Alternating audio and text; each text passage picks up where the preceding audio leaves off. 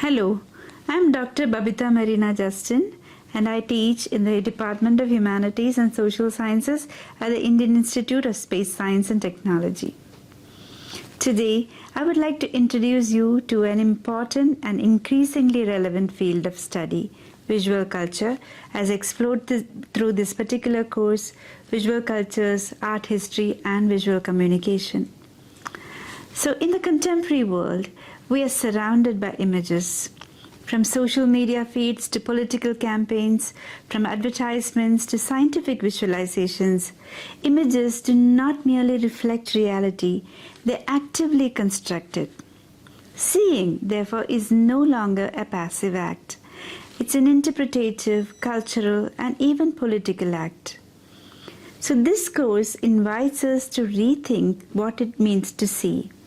It brings together art history, cultural theory, and visual communication to help us understand how images create meaning. From the earliest cave paintings to contemporary AI-generated visuals, human beings have always tried to represent their world visually. So this impulse is not just artistic, it is cognitive. We think through images as much as we speak through language. One of the key ideas we explore is that images are never neutral. Every image carries power, ideology, and emotion. Scholars such as Nicholas Mirzoeff describe visual culture as a modern tendency to visualize existence itself. When we look at an image, we are not simply observing. We are positioned within it. Think of Michel Foucault's idea of the panopticon, where vision becomes a tool of surveillance and control, or Laura Mulvey's concept of the male gaze, which shows us how visual media often objectifies women. At the same time, thinkers like bell hooks remind us that looking can also be an act of resistance. So the importance of visual culture, it became more evident during the COVID-19 pandemic. Masks, medical graphs, empty sheets, and digital meeting grids became powerful visual symbols of a global crisis.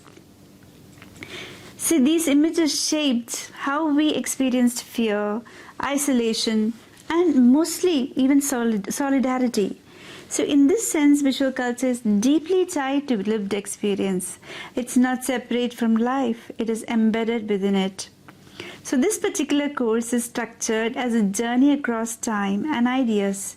It begins with prehistoric art and moves through ancient civilizations, religious iconography, Renaissance perspective, colonial imagery, and modern art movements, eventually arriving at digital and AI-generated visuality.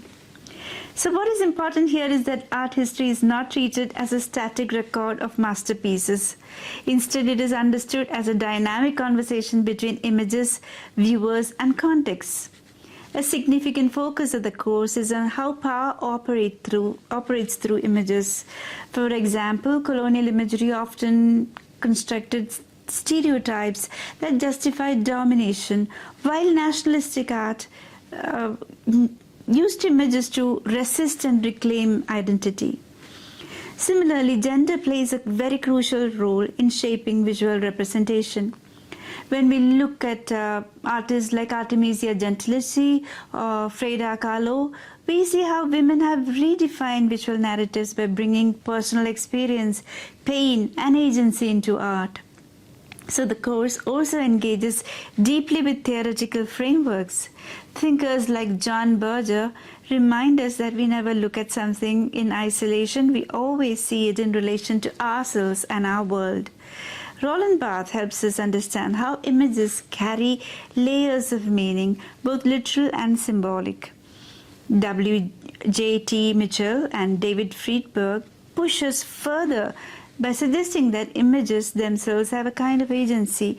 They affect us, move us, and even demand responses from us. At the same time, the course places an important emphasis on the Indian context. India offers a vast and complex visual history, from temple art and miniature paintings to colonial photography and contemporary installations. Concepts such as darshan, rasa, and bhava show us that visual experience in Indian traditions is deeply emotional, immersive, and spiritual. At the same time, modern Indian art reflects questions of identity, nationhood, gender, and sustainability. Another important dimension of the course is its engagement with contemporary issues, particularly artificial intelligence. Today, machines are capable of generating images, raising questions about authorship, creativity, and ethics. Who is the creator of an AI-generated artwork? The machine, the programmer, or the data set? These are not just technical questions. They are philosophical questions that redefine our understanding of art and vision. The course also addresses sustainability and materiality in art. In a time of environmental crisis, artists are increasingly turning to recycled materials and eco-friendly practices. Initiatives that transform waste into art demonstrate how visual culture can engage with ecological concerns in very meaningful ways. Hence, art becomes not only expressive but also responsible. So by the end of this course, most of you should develop what we call visual literacy, the ability to critically analyze and interpret images across contexts. So this includes understanding how images construct identity, convey ideology, and evoke emotion. It also involves the ability to create visual work that is thoughtful, ethical, and contextually aware. Ultimately, the philosophy of this course is simple yet profound. To learn to see is to learn to think. In an age of visual overload, the challenge is not to see more, but to see better. So this means approaching images with curiosity, awareness, and critical sensitivity. It means recognizing that every image we encounter is a part of a larger conversation about culture, power, and meaning. So in conclusion, visual cultures, art history, and visual communication is not just an academic subject, it's a way of engaging with the world. It teaches us that images are not passive objects, but active participants in shaping human experience. By learning to read and interpret these images, we become more attentive, more critical, and more responsible viewers. And perhaps, in doing so, we also become more thoughtful participants in the visual world we inhabit. So once again, welcome to the course. Thank you.